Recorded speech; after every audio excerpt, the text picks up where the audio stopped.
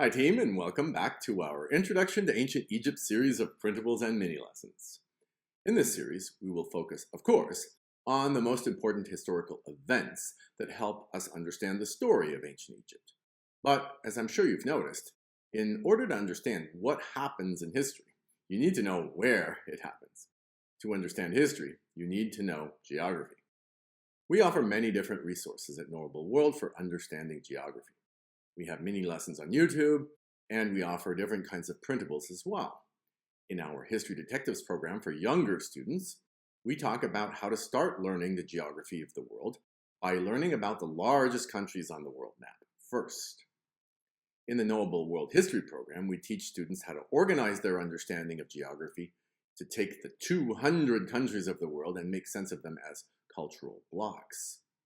At some point, if you really want to learn history, that's where you'll have to go. For now, let's talk about the geography of ancient Egypt. The key is what the ancient Greek historian Herodotus once said. He said that Egypt was the gift of the river. What river is he talking about? The longest river in the world, the Nile. It has two major sources, the Blue Nile in Ethiopia and the White Nile, which starts all the way down at Lake Victoria in Kenya. Ancient Egypt, like Mesopotamia and India and China, was a river valley civilization. It's no accident that these are the places where all the first civilizations in history sprang up. The reason for that is simple: water. Major rivers provide the water necessary for human beings, animals, and plant life. That is why when you see the Nile from space, it looks green. The green is not water, it's the plant life that surrounds the river. It's also worth pointing out that rivers don't just have water in them, they also carry soil, which is why they are not clear like the water at a perfect beach. The soil is a good thing. It contains nutrients for plants too. It's the combination of water and soil that makes big rivers valuable. The Nile was so important to ancient Egypt that the priests of Egypt built nilometers along the river to measure its level. This is because even though Egypt is a desert, rain that fell in Kenya would eventually make its way down the river to Egypt in an annual flood. Understanding the flood helped the leaders of Egypt to keep their kingdom organized, and it even helped the religious leaders to stay in power. If the flood was within a certain range, then they could take credit for it.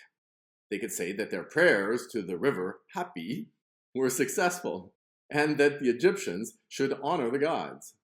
If there was a drought, or if there was too much rain, one thing they could do was blame the people for not honoring the gods and the priests properly. Another, smarter thing they could do is lower the taxes, so that the people would not revolt. In the last lesson, we talked about how Menes-Narmer became the first pharaoh by unifying Egypt. That also had to do with the Nile. Unifying Egypt meant unifying Upper and Lower Egypt. In other words, there were two kingdoms before there was one. It can be a little confusing at first to see Lower Egypt on the top of Upper Egypt on the map. But can you think of why that makes sense? Take a moment to pause the video and see if you can explain it. So what's your answer? The answer is all rivers flow downhill.